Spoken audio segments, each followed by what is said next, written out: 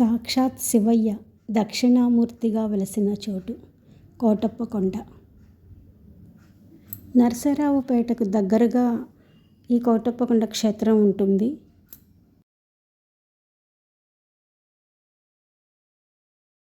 కాకులు వాలని కొండగా ప్రసిద్ధికెక్కిన త్రికూటములతో కూడిన కోటప్పకొండ. మొదటి కొండపైన బ్రహ్మదేవుడు, రెండవ కొండపైన మహావిష్ణువు, పైన త్రికూటములో మూడవ కొండపైన శివయ్య ఇక్కడ వెలసి ఉన్నారు అని ప్రతీతి. చూడండి దేవాలయం, కోటప్పకొండ దేవాలయం.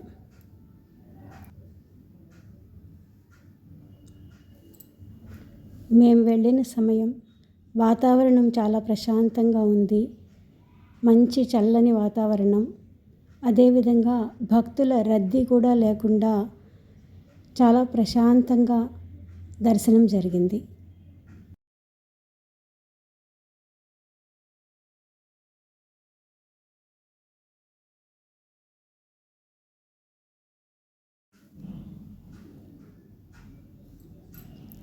ఇక్కడ శివయ్యను కొలిచిన వాళ్ళకి మంచి సంతానం కలుగుతుంది అని మహాత్ములు చెప్తూ ఉంటారు.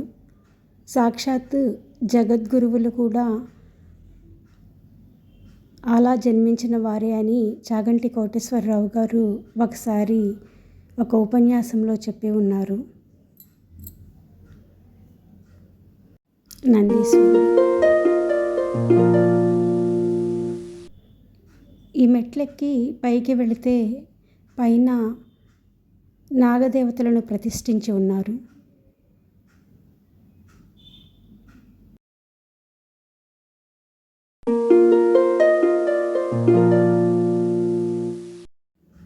కొబ్బరికాయలు కొట్టే స్థలం ఇది.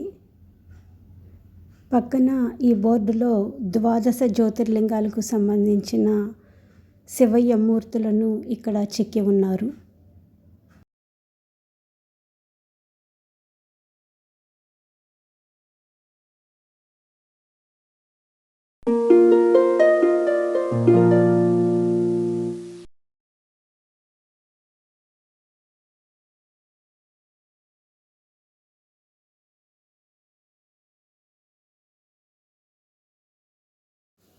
ఒకవైపు కొండలు, ఒకవైపు చెట్లు, చాలా ప్రశాంతమైన వాతావరణం.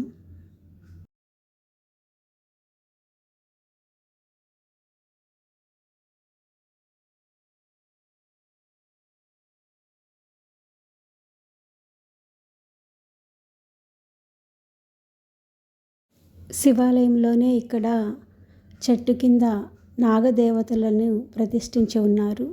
నాగశిలలు చెట్టు చుట్టూ కూడా ప్రతిష్ఠితమై ఉన్నాయి. చక్కగా ఇక్కడ దీపాలు వెలిగించుకునే వాళ్ళు దీపాలు వెలిగించుకుంటూ ఉన్నారు.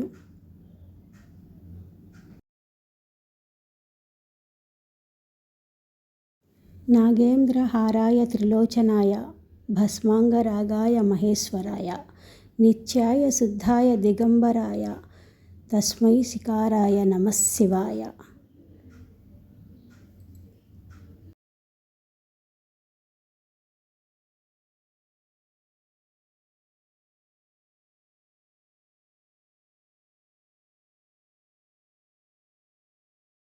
ఇక్కడ ఈ బోర్డులో రుద్రునికి అభిషేకాలకు సంబంధించిన వివరాలను ఇచ్చి ఉన్నారు.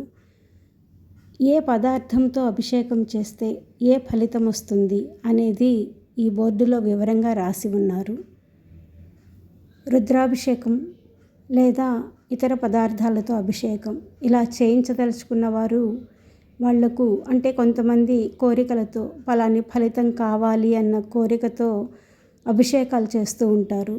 అలాంటి వాళ్ళ కోసం వాళ్ళ కోరిక నెరవేరడానికి, వాళ్ళు ఆ ఫలితాన్ని పొందడానికి ఇక్కడ ఈ విధంగా వివరించారు.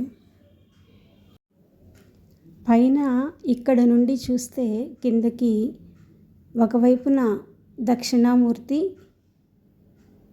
చూడండి, ఇక్కడ దక్షిణామూర్తి, అలాగే ఇంకొంచెం ముందుగా వినాయకుడు.